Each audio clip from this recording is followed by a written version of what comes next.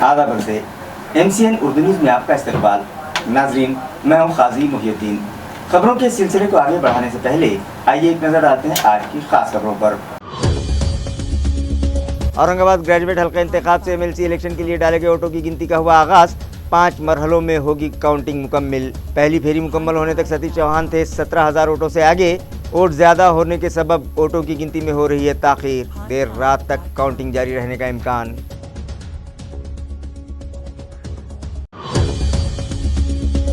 खदीम बाजीपुरा में मौजूद popular front of India के रियासती दफ्तर पर ED ने मारा छापा।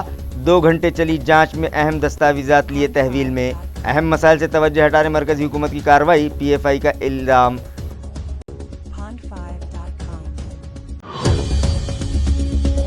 स्मार्ट सिटी रैंकिंग में छलांग लगाकर औरंगाबाद पहुंचा 3 नंबर पर। नागपुर, नासिक, डोंबिवली और थाना म्यूनसिपल कॉरपोरेशन को छोड़ा पीछे। म्यूनसिपल एडमिनिस्ट्रेटर और उनकी टीम की जा रही है सताइश।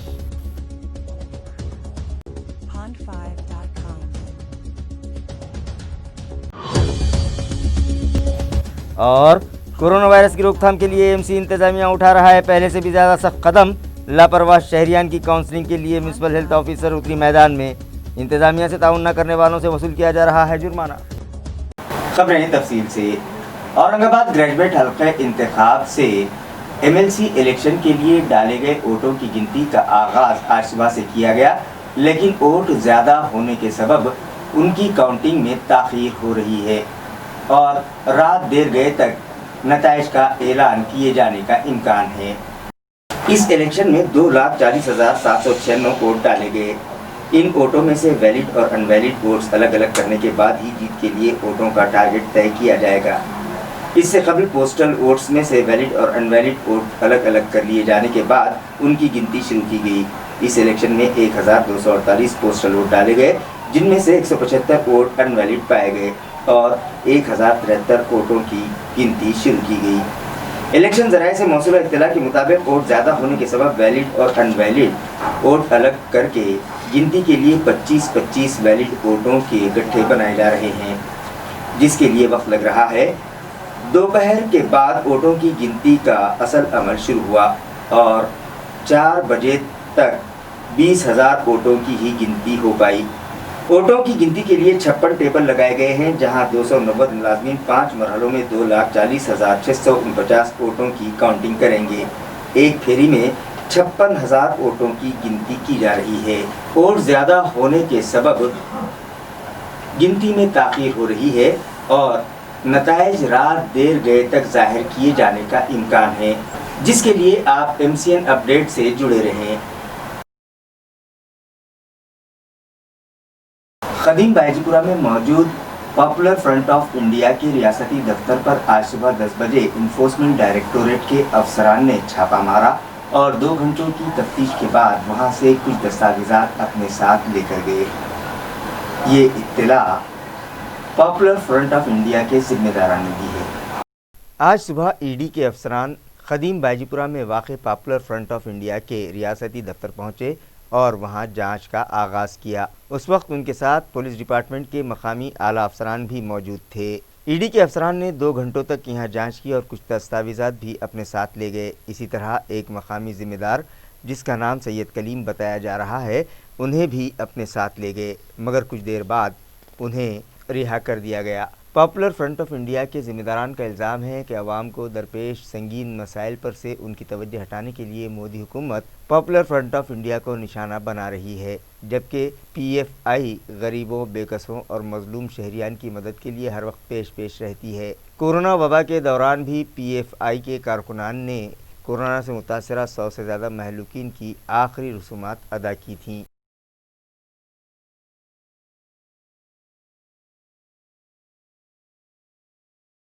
क्या कार्रवाई आज औरंगाबाद के जो ऑफिस है, स्टेट ऑफिस, यहाँ पर ED के लोग आए थे, जिसमें उन्होंने थोड़ा सा पूछताछ की है और कुछ डॉक्यूमेंट्स यहाँ से पंचनामा करके लेकर गए हैं। और हमारे एक डिस्ट्रिक्ट के कमेटी मेंबर है सैयद कलीम, उनको भी आगे अभी उनके ऑफिस पर लेकर गए। ये कार्रवाई कब से शुरू हुई थी, कब तक चली? सुबह 10 बजे से पहले से उनका कॉल आ रहा था।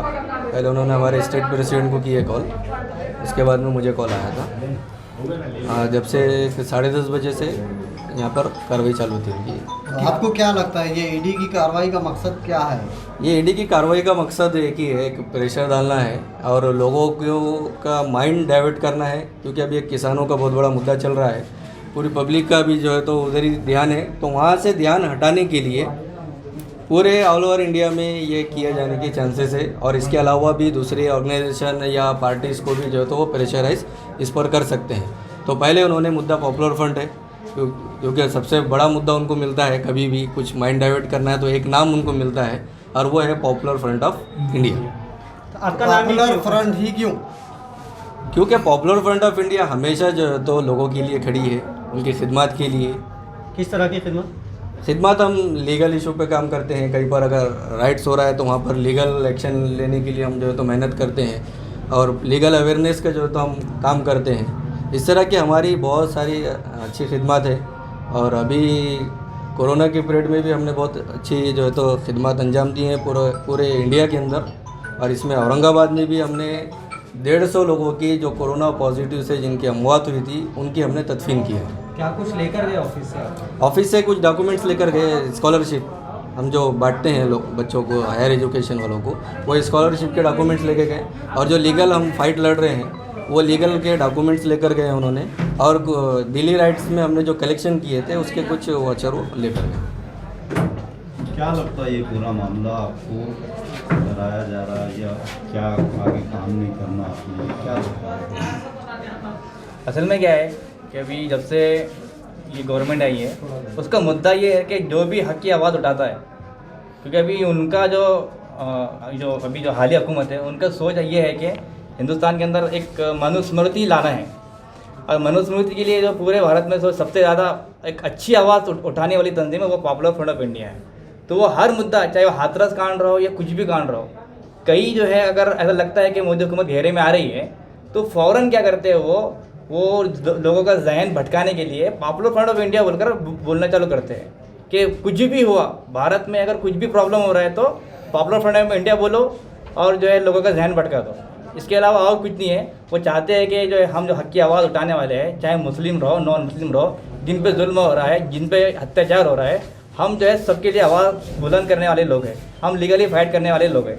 तो और हम जैसा देख रहे हैं कि दूसरे लोग भी माशाल्लाह काम करते हैं, लेकिन हर मैदान के अंदर सफ़े अव्वल के अंदर है फर्स्ट जो आवाज़ उठाने वाले हैं। अभी ये किसान आंदोलन चल रहा है, इसके अलावा भी बहुत सारे इश्यूज़ चल रहे हैं। वो इश्यूज़ को किस तरह ख़त्म करना और लोगों के जहन को किस तरह जो है डाइवर्ट करना है, इसके लिए वो पूरे भारत के अंदर पॉपुलर फ्रंट के नाम से जो है लोगों को वो कर रहे हैं लोगों। और हम लोगों को सोच रहे हैं कि वो हमारी आवाज़ को दबाएंगे, लेकिन अल्हम्दुलिल्लाह हमारी आवाज़ दबने वाले तो नहीं है। महाराष्ट्र में आपके कितने औरंगाबाद में मौजूद पॉपुलर फ्रंट ऑफ इंडिया के रियासती दफ्तर पर ईडी के छापे से नाराज पीएफआई के ओहदेदारान व वर्कर्स ने आज रोशन गेट पर जोरदार एहतजाज किया और मरकजी हुकूमत के खिलाफ जमकर नारेबाजी की। वाज़ेह है कि एनफोर्समेंट डायरेक्टोरेट की एक टीम मुंबई से औरंगाबाद आई हुई थी। इस टीम ने पॉपुलर फ्रंट ऑफ इंडिया के रियासती दफ्तर पर छापा मारा और वहां से कुछ दस्तावेजात वो अपने साथ ले गए। ईडी की इस कार्रवाई के खिलाफ पॉपुलर फ्रंट ऑफ इंडिया के ओहदेदारान व वर्कर्स रोशन गेट पर जमा हो गए और मरकजी हुकूमत के खिलाफ उन लोगों ने जमकर एहतजाज किया।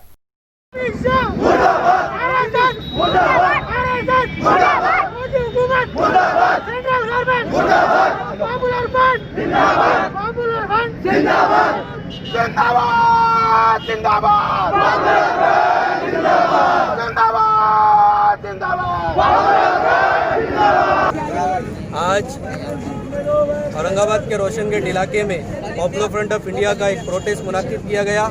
इसका मकसद आज असल में बगैर नोटिस के ईडी ने औरंगाबाद ऑफिस और इस तरह हमारे तकरीबन 30 जगह पर पूरे इंडिया में उन्होंने बगैर इत्तला के वहाँ पर क्या किए, इंक्वायरी के लिए छापे मारे।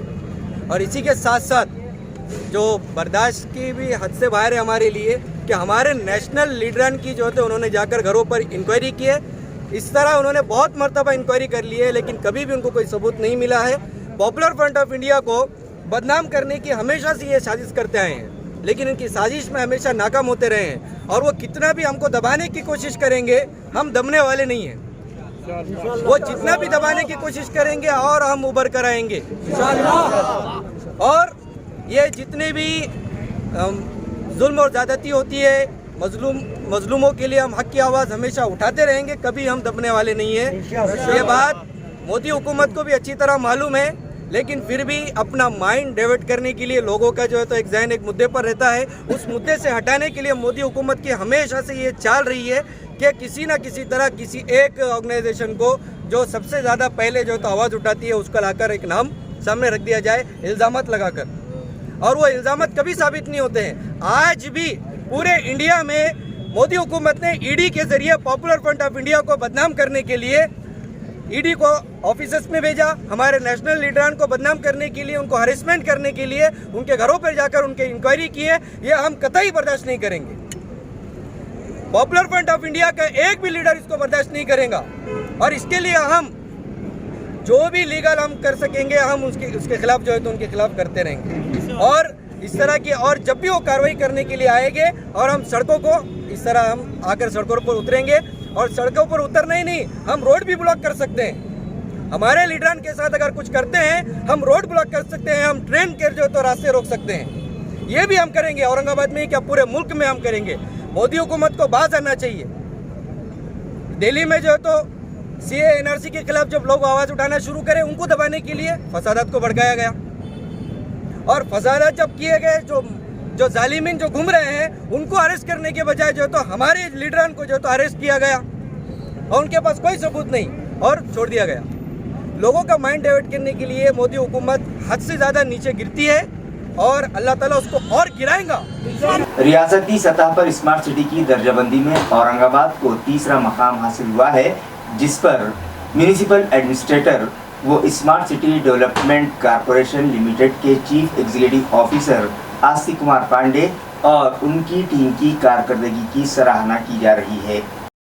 मुतालिका दफ्तर से मौसूला इत्तला के मुताबिक स्मार्ट सिटी प्रोजेक्ट की रियासती फहरिस्त बंदी में औरंगाबाद शहर ने तीसरे नंबर पर छलांग लगाते हुए नागपुर, नासिक, कल्याण और डोंबिवली को पीछे छोड़ दिया है। रियासती हुकूमत के वजारत तरक्यात ने रियासती सतह पर फहरिस्त की है। स्मार्ट सिटी की दर्जाबंदी में पहला मकाम पूना को और दूसरा मकाम पिंपरी चिंचवड़ को मिला है, जबकि हमारा शहर तीसरे मकाम तक पहुँच चुका है। स्मार्ट सिटी प्रोजेक्ट के तहत मुकम्मल किए गए कामों की तादाद, जारी प्रोजेक्ट्स, टेंडर प्रोसेस के लिए डीपीआर और मौसूला फंड के इस्तेमाल को मद्देनज़र रखते हुए ये दर्जाबंदी की गई है। म्यूनिसिपल एडमिनिस्ट्रेटर आस्तिक कुमार पांडे ने कोरोना की हाहाकार होने के बावजूद स्मार्ट सिटी प्रोजेक्ट के कामों पर तवज्जो दी। मास्टर सिस्टम इंटीग्रेटेड और तारीखी दरवाज़ों के तहफ़्फ़ुज़ के लिए उठाए जा रहे इक़दाम के सबब इसमें तेज़ी आई है। Safari park, e governance, tender process, cycle track और इस जैसे दीगर अहम मंसूबे इस प्रोजेक्ट में शामिल हैं, जो बहुत जल्द मुकम्मल हो जाएंगे। मास्क इस्तेमाल न करने वाले और रास्तों पर गंदगी फैलाने वाले शहरियान से म्यूनिसिपल अमले ने गुज़िश्ता रोज़ 80,750 रुपये जुर्माना वसूल किया। कोरोना वायरस की दूसरी लहर को रोकने के लिए म्यूनिसिपल इंतज़ामिया पहले से भी ज़्यादा सख्त कदम उठा रहा है। म्यूनिसिपल एडमिनिस्ट्रेटर की हिदायत पर नागरिक मित्र पथक में शामिल साबिक़ फौजी सुबह से शाम तक शहर में गश्त कर रहे हैं। Municipal health officer doctor Neeta Padalkar भी शहरियान में बेदारी पैदा करने की गर्ज से सड़क पर उतर चुकी हैं और साबिक़ फौजियों के साथ घूमकर लापरवाह शहरियान की काउंसलिंग कर रही हैं, और जो एहतियाती तदाबीर इख्तियार करने में टाल मटोल कर रहे हैं उन्हें डिसिप्लिन सिखाने के लिए उन पर जुर्माना आयद किया जा रहा है। गुज़िश्ता रोज़ मास्क लगाए बगैर घूमने वाले 124 अफराद से म्यूनिसिपल दस्ते ने 500 रुपये के हिसाब से 62,000 रुपये जुर्माना वसूल किया, जबकि रास्तों पर थूकने वाले 51 अफराद से फ़ी का 100 रुपये के मुताबिक 5,100 रुपये वसूल किए गए। कचरे का ढेर लगाने वाले शहरियान से फ़ी का 150 रुपये के हिसाब से 2100 रुपये जुर्माना वसूल किया गया। बीड़ बाईपास रोड पर एक खानगी अस्पताल से निकलने वाला मेडिकल बायोवेस्ट रास्ते पर फेंकने पर दवाखाना इंतजामिया पर 5,000 रुपये जुर्माना आयद किया गया। ममनुआ प्लास्टिक कैरी बैग इस्तेमाल करने पर सब्जी फरोशों और दीगर ताजिरों से 3,000 रुपये जुर्माना वसूल किया गया। इस तरह से गुज़िश्ता रोज़ कुल 80,700 रुपये जुर्माना वसूल किया गया। म्यूनिसिपल कॉरपोरेशन की आमदनी में इजाफे के लिए प्रॉपर्टी टैक्स और स्टेट ब्रांच के ज़राए आमदनी बढ़ाने के लिए ठोस कदम उठाए जा रहे हैं। प्रॉपर्टी टैक्स के तनाज़ात हल करने के लिए खुसूसी कमेटी तश्कील दी गई है, लिहाजा मुताल्लिक़ा शहरियान इस कमेटी से रुजू होकर अपने मसाइल हल करवाएं और प्रॉपर्टी टैक्स अदा करके म्यूनिसिपल इंतज़ामिया से ताउन करें। ये अपील डिप्टी म्यूनिसिपल कमिश्नर व टैक्स असेसर अपर्णा थेटे ने शहरियार से की है। महानगर पालिका की तरफ से मालमत्ता विभाग से हम बहुत सारी चीज़ें करें कि जिससे उत्पन्नवाड़ी होकर लोगों को ज़्यादा से ज़्यादा सुविधा दे सके। इसमें मेन बोले तो जो हमने शॉप्स महानगर पालिका से रेंट पे दिए हैं तो बहुत सारे लोगों का एग्रीमेंट ख़त्म हुआ है या फिर अभी भी जो रेंट है रेंट बहुत कम है।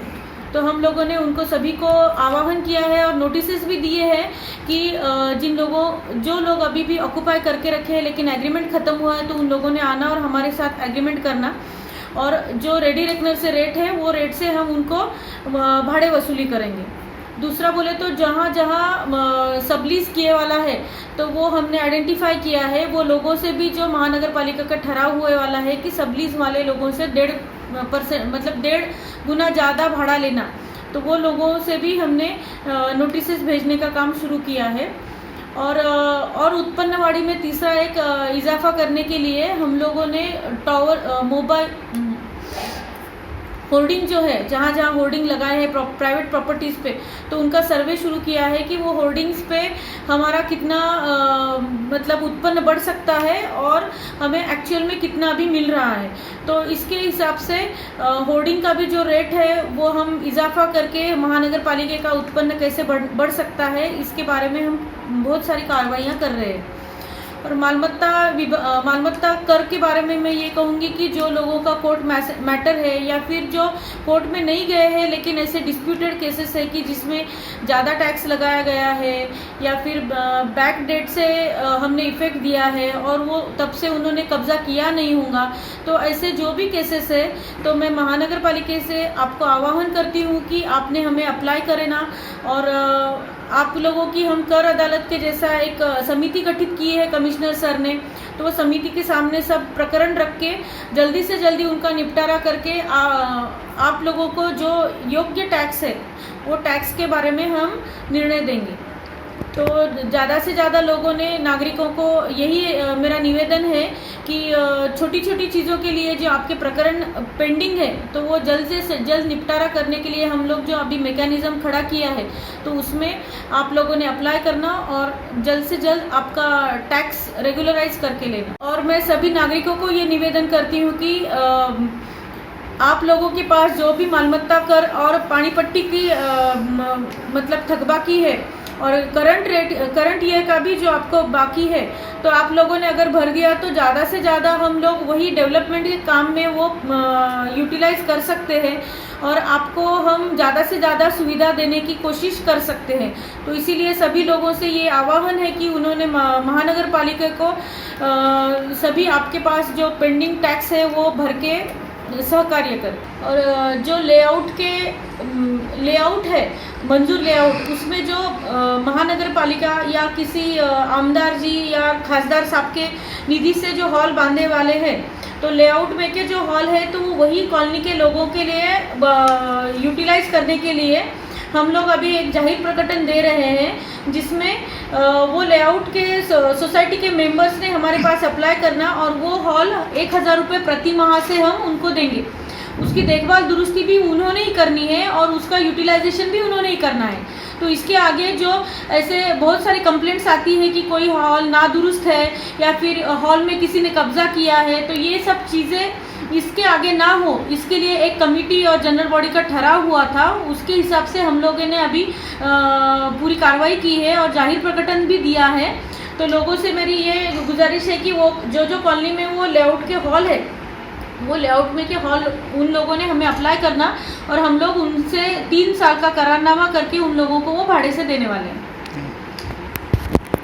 अपंग दिन की मुनासिबत से कांग्रेस कमेटी के विकलांग सेल की जानिब से एक प्रोग्राम दिल्ली गेट पर मौजूद साबिक वजीर आजम आनजहानी राजीव गांधी के मुजस्समे के इहाते में एक प्रोग्राम रखा गया और ज़रूरतमंद हैंडीकैप अफराद में बैसाखियाँ और दीगर अशिया तकसीम की गई। अपंग दिन की मुनासिबत से ये प्रोग्राम कांग्रेस पार्टी के ज़िला सदर डॉक्टर कल्याण काड़े की सदारत में मुनक़िद किया गया, जिसमें पार्टी के शहर सदर हिशाम उस्मानी, हमद चाउश, विकलांग सेल के शहर सदर मुदस्सर अंसारी, शेख मुनीर, कलीम खान, शकील शेख, राजेश गायकवाड़, मारुति जाधव, शेख वसीम, संजय खुड़े और दीगर शरीक हुए। इस मौके पर मेहमानों के हाथों अपाहज अफराद में बैसाखियाँ और दीगर अशिया तकसीम की गईं।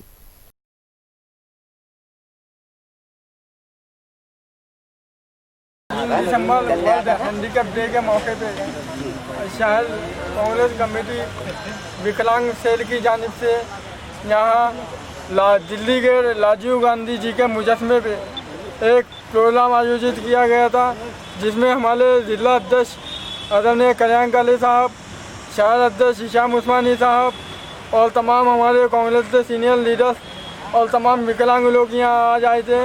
आज हमने हमारे विकलांग भाइयों में बैसाखी तकसीम किए हैं और हमारे जिला अध्यक्ष और शहर अध्यक्ष ने हमें यह तयक्कुन दिया है कि जितने भी विकलांगों के जो मसले मसाइल होते हैं, चाहे वो महानगर पालिका से ताल्लुक़ से हो, चाहे वो कलेक्टर ऑफिस से ताल्लुक़ से, वो उन्हें हल करने की हाल मुमकिन कोशिश कर रही है। यही उन्होंने हमें तवक्कुन दिया है। मैं हमसे न्यूज़ के माध्यम से सभी हमारे विकलांग भाइयों को विकलांग दिवस की शुभकामनाएँ देता हूँ। जय हिंद। देही मकामात पर शुरू किए गए स्कूलों में तलबा की तादाद में बतदरीज इजाफा होने लगा है और औरंगाबाद ज़िले के देही मकामात पर अब तक 85% स्कूल शुरू हो चुके हैं। ये इत्तला जिला परिषद के मिडिल एजुकेशन ऑफिसर बीबी चौहान ने MCN को दी। मार्गदर्शक सूचनानुसार ज्या शासनाने SOP जाहीर केल्या होत्या, स्टँडर्ड ऑपरेटिंग प्रोसिजर, त्याच्यानुसार शाळा या 23 तारखेपासून सुरू झालेल्या आहे। परंतु सुरुवातीच्या काळात विद्यार्थ्यांची संख्या कमी होती, पालकांची संख्या जी संमतीपत्र देण्याची होती ती कमी होती। परंतु आता डिसेंबरमध्ये 1 तारखेपासून शाळा बऱ्याचशा नियमित सुरू झालेल्या आहेत। जवळपास 752 शाळा या ग्रामीण भागातल्या सुरू झालेल्या आहेत। मनपा हद्दीतल्या ज्या काही शाळा आहेत त्या शाळा नंतर सुरू करण्याचा निर्णय प्रशासनाने घेतलेला आहे आणि आज घडीला जवळपास 85% शाळा सुरू असून सुरुवातीला जी काही ग्रामीण भागातील विद्यार्थ्यांची उपस्थिती होती ती कमी होती। 13,000च्या आसपास विद्यार्थी सगळे मिळून उपस्थित होते, परंतु ही संख्या हळूहळू वाढते। हळूहळू शाळा ज्या काही पूर्वपदावर येत आहेत, आज घडीला जवळपास 27,000 विद्यार्थी नियमित शाळेमध्ये येत आहेत आणि विशेष करून 10वीचे आणि 9वीचे जे काही ग्रामीण भागातले विद्यार्थी आहेत, 12वीचे जे काही ग्रामीण भागातले विद्यार्थी आहेत, हे विद्यार्थी नियमित क्लास अटेंड करतायत आणि शाळा ग्रामीण भागातल्या शाळा खऱ्या अर्थाने आता हळूहळू पूर्वपदावर येत आहेत। शिक्षकांच्या चाचण्या जवळपास पूर्ण झालेल्या आहेत। अपवादानं काही शिक्षकांच्या चाचण्या अपूर्ण असतील, परंतु आमच्या रेकॉर्डनुसार जवळपास जेवढ्या शिक्षकांनी RT-PCR केले होते त्यांच्या सगळ्यांच्या चाचण्या पूर्ण झालेल्या आहेत। मेरे बेटे से शादी क्यों रचाई, इस तरह की बातचीत करते हुए एक सास ने रक्षे में बैठी बहू को रक्षे से उतारकर डंडे से उसकी खूब पिटाई कर दी।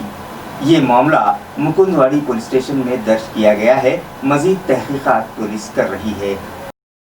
पुलिस जराये से मिली इत्तला के मुताबिक रेखा रनावड़े नामी बेहाता अपने शौहर विशाल के साथ रक्षा में बैठकर कहीं बाहर जा रही थी कि उसकी सास शोभा अपने आशिक अशोक के साथ वहां दम की और उससे कहा कि मेरे लड़के के साथ शादी क्यों रचाई। इस तरह की बातचीत करते हुए उसने बहू को रक्षे से बाहर निकाला और डंडे से उसकी पिटाई की।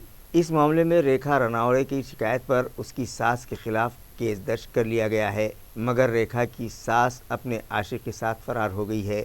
मजीद तहकीकात इंस्पेक्टर शरद एंगड़े की रहनुमाई में PSI राहुल बांगर कर रहे हैं। खबरें खत्म करने से पहले आइए एक बार फिर नजर डालते हैं आज की सुर्खियों पर। औरंगाबाद ग्रेजुएट हल्का इंतखाब से MLC इलेक्शन के लिए डाले गए वोटों की गिनती का हुआ आगाज। 5 मरहलों में होगी काउंटिंग मुकम्मल। पहली फेरी मुकम्मल होने तक सतीश चौहान थे 17,000 वोटों से आगे। वोट ज़्यादा होने के सबब वोटों की गिनती में हो रही है ताख़ीर। देर रात तक काउंटिंग जारी रहने का इम्कान।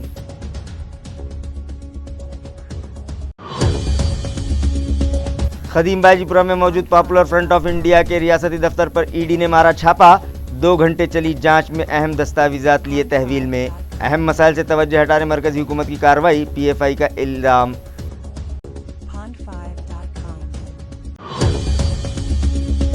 स्मार्ट सिटी रैंकिंग में छलांग लगाकर औरंगाबाद पहुंचा 3 नंबर पर। नागपुर, नासिक, डोंबिवली और थाना म्यूनसिपल कॉरपोरेशन को छोड़ा पीछे। म्यूनसिपल एडमिनिस्ट्रेटर और उनकी टीम की जा रही है सताइश।